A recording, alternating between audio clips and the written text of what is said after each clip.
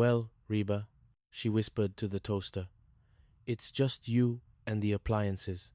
Try not to pick a fight with the dishwasher. Across the street, the lights were on at the house on Maple. She could see Van's silhouette through the front window, likely wrestling with a diaper. The urge to walk over there with a pot of coffee and a checklist was almost overwhelming, but she stayed in her seat. A mother knows when to fight, but a survivor knows when to retreat. Chapter 9. The Maple Street Blues. At the house on Maple, the architecture of belonging was currently consisting of several half-unpacked boxes and a plumbing system that seemed to be playing a percussion solo. Van was under the kitchen sink, his hands covered in grime. "Shay, hand me the wrench, the big one." "No, the one that looks like it belongs to a giant." Cheyenne walked in. Thomas balanced on one hip. "Van, maybe we should call a plumber. Or my mom. Especially my mom." "No," Van's voice emerged muffled from the cabinet. "I am the man of this house. Steve Norris didn't give me a bidet so I could call another man to fix a U-joint. I've got this." A sudden spray of water and a loud awe suggested he did not, in fact, have it. Van emerged, dripping wet. He looked at his wife, his children, and the house that was supposed to be his victory. Cheyenne sat on a packing crate and pulled him down next to her. "We all do, honey. But look at this place. It's messy, it's broken, but it's ours. We're not the guests anymore. We're the hosts." Chapter 10. The Birdhouse Boutique. Across the street, Brock's birdhouse empire had officially hit a snag named Victoria Sterling. Victoria was the president of the Houston Horticultural Society, and she looked at Brock's workshop through designer glasses. "Mr. Hart," she said, "these structures, they are charming, but they lack a certain je ne sais quoi. They are a bit too homegrown." Brock bristled. "Homegrown? Ma'am, this is a replica of the San Antonio missions. The drainage is state-of-the-art." Barbara Jean stepped in, her eyes gleaming. "What Victoria means, Brock, is that we haven't told the story yet. These aren't just birdhouses. They are avian heritage sanctuaries. They are for the discerning cardinal who values history over humidity." Victoria paused. "Heritage sanctuaries? That has a ring to it." Reba, watching from her porch, couldn't help but admire the audacity.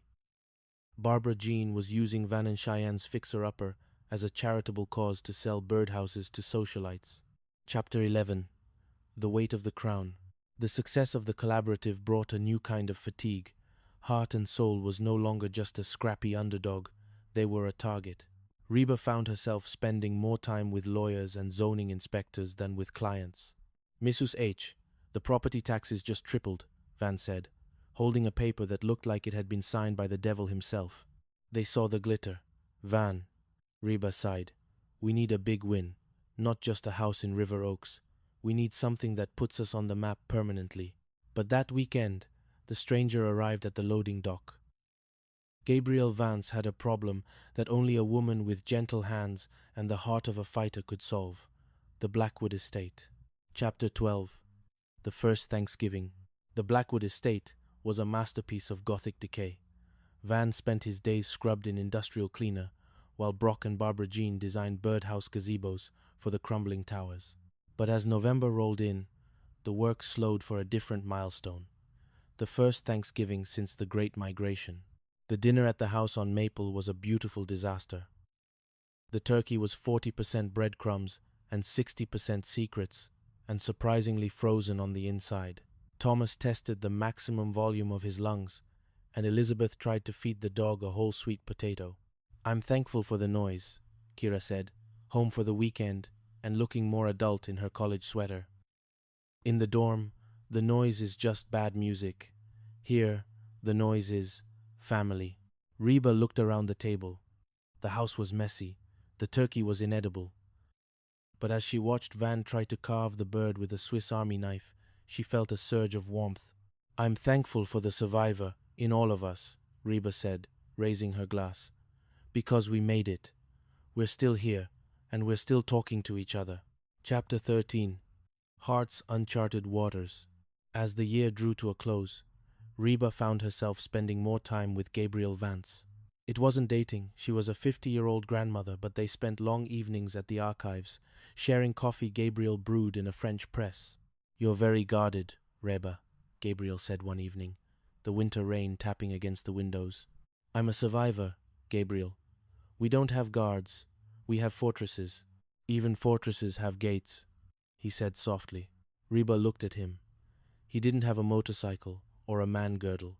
He had a quiet strength that felt like a calm harbor. "I don't know how to do this," Reba admitted. "I've spent 20 years being the one who holds everything together. I don't know how to be the one who just is." "Maybe it's time to find out," Gabriel said, reaching across the table and taking her hand. Chapter 14. The Shadows of Blackwood. Restoring the Blackwood estate was like trying to perform surgery on a ghost. The mansion sat on the edge of the bayou, draped in Spanish moss that looked like tattered mourning veils. Van was obsessed. He wasn't just selling a house. He was trying to prove he could build one from the bones of the past. He spent his nights at the estate, flashlight in hand, tracing the intricate crown molding that had once belonged to a shipping tycoon. "Van, you're coming home late again." Cheyenne's voice was tired, coming through the phone. Behind her, Reba could hear Thomas's rhythmic, colicky crying. "I just need to finish the ballroom floor, Che. If this isn't perfect for the Historical Society gala, we lose the grant," Van replied, his eyes bloodshot. Reba watched from the sidelines, her heart aching. She saw the same look in Van's eyes that she used to see in Brock's before he'd disappear into another adventure. But this time, it wasn't a midlife crisis. It was a young man drowning in the weight of his own ambition. Chapter 15. The Silence Between the Walls. The tension at the house on Maple finally snapped on a sweltering Tuesday in May. Cheyenne arrived at Reba's doorstep with Elizabeth in one hand and a diaper bag in the other. "I can't do it, Mom. I'm living in a house with a man who isn't there, and I'm living across from a mother. I'm not allowed to help because I'm supposed to be independent." Cheyenne sobbed. Reba didn't give her a lecture. She just opened the door and made a pot of tea. That night, Reba walked across the street to the house on Maple. She found Van sitting on the floor of the half-finished nursery, surrounded by blue paint cans and blueprints. "I'm failing, aren't I, Mrs. H?" Van asked without looking up. "You're not failing, Van. You're just trying to build a castle before you've laid the foundation of your own home," Reba said, sitting down next to him on the drop cloth. "The Blackwood estate will be there in 100 years. Cheyenne and that baby need you now." Van looked at the paint on his hands. "I just wanted them to be proud of me. I wanted to be more than a guy in a garage." "We were never proud of the garage, Van. We were proud of the guy in it." Chapter 16. Gabriel's Secret. While the family struggled, Reba's harbor was getting deeper. Gabriel Vance wasn't just a historian. He was a man who understood that history isn't just about dates. It's about the scars we leave behind. One evening at the Collaborative, as the sun dipped below the industrial cranes of the ship channel, Gabriel handed Reba a folder. "I found something," he said. The Blackwood estate wasn't just owned by a tycoon. It was built by a woman named Clara Hart. No relation, as far as I can tell. But she was a widow who took over her husband's shipping firm in the 1880s. Reba looked at the faded photograph of a woman with steel in her eyes and a lace collar that looked like armor. "She was a survivor," Reba whispered. "She was a leader," Gabriel corrected, "and she left a hidden room in the attic. A room that wasn't for shipping logs or gin. It was for books. She built a library for the neighborhood children because she knew the only way to survive the future was to understand the past." Reba looked at Gabriel, and for the first time, she didn't see a calm harbor. She saw a man who saw her. Not the martyr, not the business owner, but the woman who was still building her own library of memories. Chapter 17. The Final Stand.